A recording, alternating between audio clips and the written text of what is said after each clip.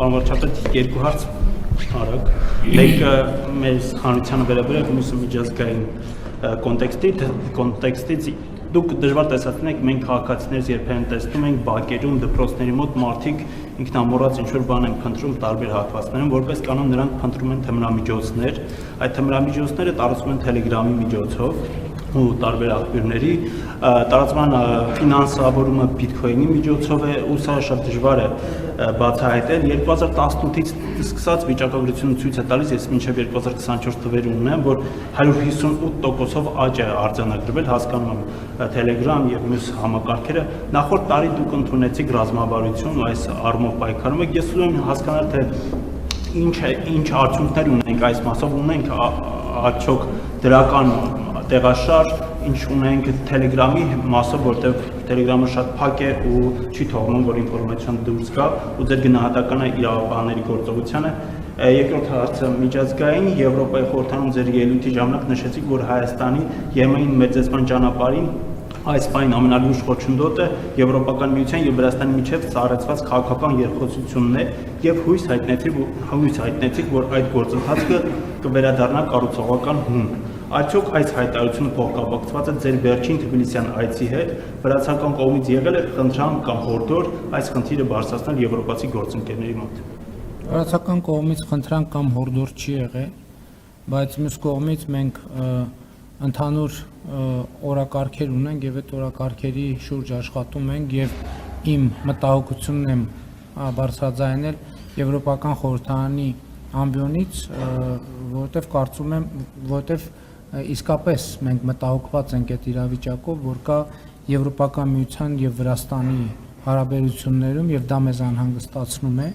Ինչ վերաբերում է, տեսեք, դուք ասում եք 158% աճ է տեղի ունեցել, պետք է արձանագրել, ինչի 158% աճ է արձանագրվել։ Արձանագրվել է բացահայտումների 158% աճ, որովհետև եթե բացահայտումների աճ չլիներ, մենք այդ դեպքերի մասին պարզապես չէինք իմանա։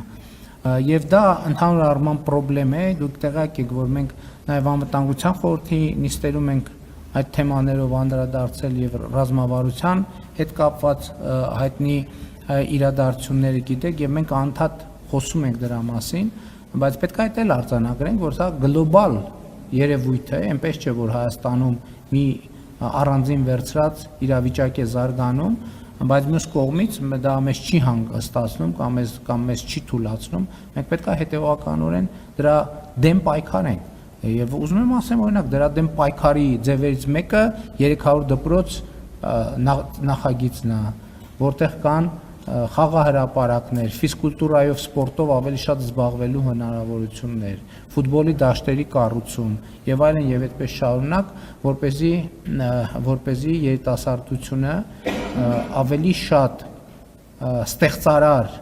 զբաղմունքների վրա կենտրոնանալու հնարավորություն ունենա եւ իհարկե իմ ընկալումը նաեւ այն է, ես ուզում եմ ուղղակի ձեզ ասեմ եւ ես դենց հանձնարարական տվել եմ մեր իրավապահ մարմիններին, որ մենք պետք է կենտրոնանանք խոշոր ներկրումների եւ արտադրության վրա, որովհետեւ եթե ես չգիտեմ էլ մի պակետում ինչքան է ելնում, ասենք չգիտեմ 0.00 չգիտեմ քանի գրամ, այսինքն եթե պատկերացնենք մի տոննա բան կա, թմրանյութ կա, ինքը բաժանված է հազարավոր, տասնյակ հազարավոր պակետների, եթե մենք սկսենք վազել այդ մի գրամանոց պակետների հետևից, այդ ուշազպար կլինի մեր իրավապահ համակարգը, մենք պետք է գնանք գտնենք խոշոր ներկրողներին եւ արտադրողներին։ Իրավապահները չեն տալիս հաղորդագրություններ։ Մեկ տոննա կոկայինով ես գիտեմ, որ գործ ուղարկվում է դատարան եւ դե մեկը բանն է, մեկը Հայաստանի փրկիչ Միհրան Պողոսյանն է, որ հետախուզման մեջ է։ Թողելակա իր կոկայինին տիրություն անի, հետո կտեսնենք Հայաստանին ոնց է տիրություն անի։